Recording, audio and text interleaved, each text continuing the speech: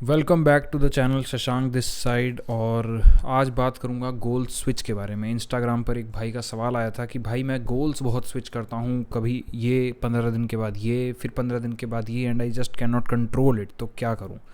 तो just analyse this thing, क्योंकि मेरे भी इस चीज़ से अच्छे वास्ते रहे हैं। तो जस्ट एनालाइज दिस थिंग कि what's the way out of it, और मतलब what is this whole scenario of goal switching. तुम क्यों गोल्स स्विच करते रहते हो? क्योंकि पता तो है तुम्हें, तुम कहीं पहुंच तो रहे नहीं।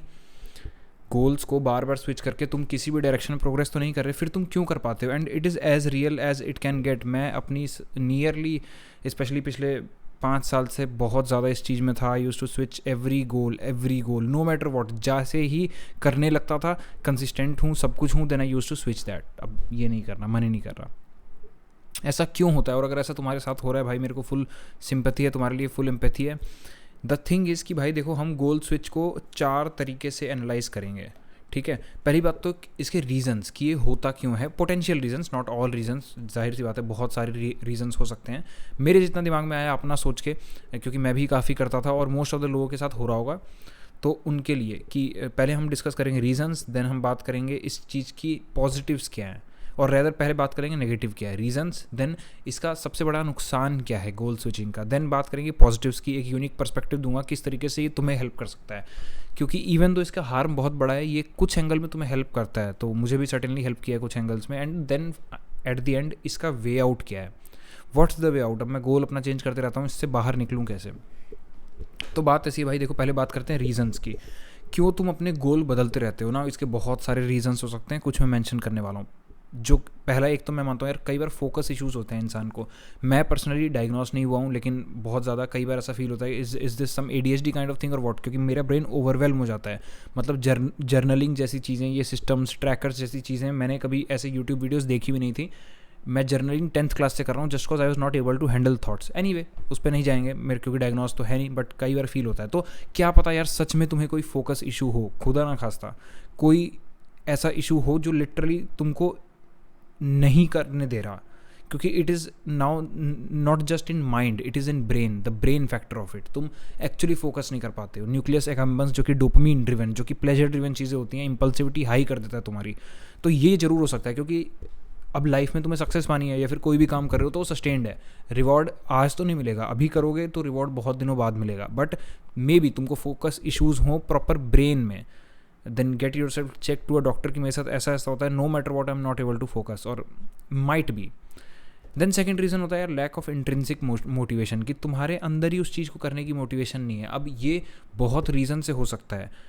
या तो तुमने जो भी गोल चुना है, जो गोल स्ट्रक्चर चुना है, वो किसी और के कहने पे चुन लिया, या फिर सोसाइटी ने बस बना दिया था। तुम खुद को कह भले ही रहे हो कि मैं ये करूँगा, बट तुम खुद से एक डीपर लेवल का वाई नहीं पूछ रहे कि मैं क्यों करूँगा, जस्ट कॉज सोसाइटी ने कहा है। क्या मुझे सच में अच्छा लगता है, मैं ये क्यों करना चाहता हूँ? क्योंकि कई बार जब हमें हमारा वाई नहीं पता होता तो भी हम फिर चीज़ छोड़ देते हैं, फिर हम उससे भाग जाते हैं। ऐसा मेरे साथ कई बार हुआ है ना। और अगेन, क्या पता ये किसी और का सपना हो भाई, ये तुम्हारा सपना ही नहीं था। बचपन से तुमने सुना है कि हाँ ये चीज़ सही होती है तो ये कर रहे हैं, ये चीज़ सही होती है तो ये चीज़ कर रहे हैं। तो इसकी वजह से तुम्हारे अंदरूनी मोटिवेशन नहीं है, तुम्हारे अंदर वो वाई नहीं है। वाई है तो कि हाँ चीज़ सही है, बट ये नहीं है कि मेरे लिए क्यों सही है। तो एक रीज़न ये भी है कि तुम फिर उस चीज़ को छोड़ देते हो, फिर नई चीज़ के पास जाते हो, और नई चीज़ भी कई बार इसी तरीके से आती है जो सोसाइटी ने तुम्हारे लिए बनाई हुई हो, फिर वहाँ भी वाई वाले इशूज़ आ जाएंगे। And then fourth reason, just fears. ये वाला मेरे केस में काफ़ी रेलिवेंट था। कई बार होता है कि जब हम गोल को चेज़ कर रहे हैं तो हम डर जाते हैं, भाई डर आ गया कि नहीं चला तो बदलनी पड़ गई, लाइन बदलनी पड़ गई। लेकिन हम वहाँ जा रहे हैं, कहीं भी तुम लाइफ में जाओगे, अगर तुम्हें सफल होना है और तुम्हें ये डर का पैटर्न है, तो इसको तो ब्रेक करना ही पड़ेगा बाय फेसिंग दैट फियर, क्योंकि ये डर फिर वहाँ भी आ जाएगा और वही होता भी है। तभी तुम लूप पे चीज़ें स्विच करते रहते हो, तभी तुम लूप पे गोल्स स्विच करते रहते हो, बिकॉज ये डर, this is not a fear, this is the fear, क्योंकि ये नहीं जाने वाला। और ये वेरी रेलिवेंट है, तुम पाते भी होगे अपनी लाइफ में कि मैं एक गोल को छोड़ता हूँ, फिर मैं दूसरे पे जाता हूँ, मैं फिर से एक गोल को छोड़ता हूँ, फिर से दूसरे पे जाता हूँ, फिर से दूसरे पे जाता हूँ, डर जाता हूँ कि नहीं चला तो नहीं चला तो। अब सफल होना है तो भाई इस चीज़ को तो फेस करना ही पड़ेगा, डर को। और डर पे काफ़ी वीडियोस बना चुका हूँ मैं, बट द थिंग इज़ कि रीज़न तुम्हें बता रहा हूँ कि तुम ऐसा क्यों करते हो, गोल स्विच बार बार। अब इसका सबसे बड़ा खामियाजा क्या है ये भी डिस्कस कर लेते हैं कि भाई मैं गोल स्विच तो कर देता हूँ, पर इसका नुकसान क्या है, ताकि तुम बदल पाओ, एक तुम अपने वाई में ऐड कर पाओ कि why this habit is bad and तुम्हें इस पे काम करना पड़ेगा, क्योंकि अब पैटर्न की तरह हो रहा है। अगर तुम अपने पिछले 5 से 6 साल देखोगे, एटलीस्ट मैं देख पाता हूँ, तो मैंने काफ़ी सारे कैरियर स्विच करे हैं, काफ़ी सारे एंडेवर्स में गया हूँ, काफ़ी बार हाँ ना के बीच में स्ट्रगल चला है। इसका सबसे बड़ा नुकसान ये होता है कि देखो, किसी भी लाइन में अगर तुम्हें सक्सेस चाहिए, किसी भी लाइन में अक्रॉस द ग्लोब, किसी भी लाइन में across the globe, across all domains, तुम्हें किसी भी लाइन में सक्सेस चाहिए, तुम्हें लॉन्ग टर्म सस्टेन्ड वर्क करना पड़ेगा। सस्टेनिंग वर्क ऑलरेडी जो that is not so much attractive thing, but वो भी लॉन्ग टर्म में, लॉन्ग टर्म सस्टेन्ड एफर्ट तुम्हें मारना पड़ेगा। और जब तुम गोल स्विच करते जाते हो, I mean it sounds very obvious, but तब नहीं समझ में आता जब आप गोल स्विच कर रहे होते हैं भाई बहन। अगर तुम हर 15 दिन, हर 1 महीने, हर 2 महीने में गोल स्विच करोगे, तो मुझे बताओ करोगे क्या एक्चुअली। तुम्हें अगर सक्सेसफुल बनना है तो एक काम को लंबे समय तक करना है, ये तो नियम है। ये तो कहीं भी देख लो अक्रॉस द डोमेन्स, तुम्हें जो भी बंदा दिख रहा है सक्सेसफुल, उसने ये किया है, एक ही लाइन में एक चीज़ पे काम करते चले जाना, लॉन्ग टर्म सस्टेन्ड एफर्ट। तो ध्यान से सोचो, अगर तुम हर 2 महीने बाद बदल रहे हो तो कैसे होगा। आज तुम एसएससी की तैयारी कर रहे हो, कल तुम्हें बैंक की करनी है, फिर तुम यूपीएससी की कर रहे हो, फिर स्टेट पीसीएस की कर रहे हो, ऐसे नहीं होने वाला। तो इसका सबसे बड़ा नुकसान यही है कि तुम सक्सेस किसी भी लेवल पे एक्सपीरियंस ही नहीं कर पाते। एंड स्पेशली अगर रिवॉर्ड बहुत बाद में मिलने वाला है, जैसे कॉम्पिटिटिव एग्जाम्स वगैरह, तो हाईली लाइकली भाई कैसे ही हो पाएगा। तो you need to get rewards in between. इसका सबसे बड़ा नुकसान यही है कि तुम सक्सेसफुल फिर नहीं फील करते अपने अंदर, क्योंकि तुम अब हमेशा चेंज कर रहे हो। इवन इफ तुमने उतनी ही मेहनत करी थी, तुम 15-15 घंटे काम कर रहे थे, बट 2 महीने बाद तुमने गोल चेंज कर लिया, अब फिर 15-15 घंटे इसी पे काम कर रहे हो। इट्स लाइक मैं हर जगह खोद रहा हूँ 10-10 फीट, पर पूरा गहरा एक जगह नहीं जा रहा कि पानी निकले, पानी कहीं से नहीं निकल रहा। अब हर जगह 10-10 फीट खोद दी मैंने, ऐसा नहीं। ये इसका सबसे नेगेटिव पार्ट है कि तुम सक्सेस को एक्सपीरियंस ही नहीं कर पाओगे। 100% तो छोड़ दो, 1-2 भी नहीं कर पाओगे, क्योंकि तुम चेंज करते जा रहे हो। और जब तुम चेंज करते जा रहे हो तो इससे फिर तुम्हारी स्ट्रेस बढ़ेगी, क्योंकि सक्सेस तुम एक्सपीरियंस कर नहीं रहे हो, तुम्हारी ड्राइव कम हो जाएगी, एंग्जाइटी तुम्हें फील होगी, डर की हम बात कर ही चुके हैं, तो काफ़ी सारा ये मल्टीप्लाई हो जाता है। बट इसका सबसे बड़ा डेंजर यही है कि लॉन्ग टर्म सस्टेन्ड एफर्ट चाहिए किसी भी लाइन में सक्सेसफुल होने के लिए, और वो तुम नहीं कर पा रहे, क्योंकि तुम गोल ही चेंज कर दे रहे हो। इवन इफ तुम मेहनत कर रहे हो, अगर बार बार अपनी दिशा चेंज कर दे रहे हो तो कहीं नहीं जा पाओगे। इट्स लाइक ये नाव है, ये मैं यहाँ लेके जा रहा हूँ, फिर मैं इसको घुमा के यहाँ ले जा रहा हूँ, फिर मैं घुमा के यहाँ ले जा रहा हूँ, फिर मैं घुमा के यहाँ ले जा रहा हूँ, तो गई कहाँ भाई, किसी भी डेस्टिनेशन पे नहीं। ये सबसे बड़ा नुकसान है। और इसके साथ आती है तुम्हारी एंग्जाइटी पीक होती है, एंग्जाइटी फील होगी, तुम्हें स्ट्रेस फील करोगे, डर में रहोगे, बहुत सारी चीज़ें मल्टीप्लाई हो जाएंगी। अब इसके पॉजिटिव्स भी डिस्कस कर लेते हैं भाई। कुछ तो पॉजिटिव्स हैं इस चीज़ के। मेरी भी लाइफ में मैं बहुत पहले गोल स्विच किया, अलग अलग डिफरेंट एंडिवर्स, आज भी including YouTube and all that, काफ़ी कुछ साथ में ही चल रहा है, और भी अलग अलग विजन्स हैं, उन पे भी काम चल रहा है। तो ऐसा क्या इसका पॉजिटिव्स है। देखो, एक पॉजिटिव तो ये है कि you become kind of jack of all trades. ये तुम्हें लाइफ में एक हिडन एडवांटेज देता है। पता है क्या है, I meet people, those people who know me, जैसे कि यार तू कैसे कर लेता है, ये सब कैसे कर लेता है। अब उनको ये नहीं पता कि इसके पीछे एक अच्छा खासा स्ट्रेस और एंग्जाइटी इन्वॉल्व है, क्योंकि मैं 15 दिन बाद या 1 महीने बाद या 2 महीने बाद चेंज कर लेता हूँ गोल्स। तो मेरे को हर लाइन का थोड़ी थोड़ी चीज़ें पता है, हर लाइन की थोड़ी थोड़ी चीज़ें पता है, और ये एक एडेड एडवांटेज देता है। स्पेसिफिकली अगर देखा जाए पब्लिक स्पीकिंग में, कम्युनिकेशन में, या किसी से वाद विवाद भी कर रहे हैं, किसी से बात कर रहे हैं, एंड प्रॉब्लम सॉल्विंग में देता है। मुझे कई डायमेंशंस में सोचना होता है, कई डायमेंशंस में सोच पाता हूँ। मेरे फ्रेंड्स एंड फैमिली वाले बोलते हैं, हमें ये बता यार तू सोचता कैसे है, you just tell us how you think, तेरी बात तो सही है, अब हमें सोचना भी बता दे, तरीका बता। तो एक एडवांटेज होता है। अगर तुम काफ़ी मल्टी डायमेंशंस में जाते रहते हो, अलग अलग गोल्स, तुम अलग अलग फील्ड से वाकिफ़ हो, तो एक छोटा सा हिडन एडवांटेज कह सकते हो है इसका, मैं मानता हूँ। And then if you somehow become master of one, then भाई तुम गेम को उड़ा दोगे। सी, वर्ल्ड में अलग लेवल की रिस्पेक्ट और सक्सेस मिलती है जब तुम किसी चीज़ की मास्टरी पर पहुंच जाते हो। तो सोचो, अगर तुम विलफुली किसी चीज़ में मास्टर बन पाओ, तो जैक ऑफ ऑल ट्रेड्स तो तुम थे ही। इंसान मास्टरी के लेवल पर ही पहुंच जाए, यही बड़ी बात होती है। एंड इमेजिन भाई, तुम तो जैक ऑफ ऑल ट्रेड्स थे, तो अब तो लोग कहेंगे कि भाई साहब, तो you are gonna blow your competition, you are gonna annihilate your competition simply.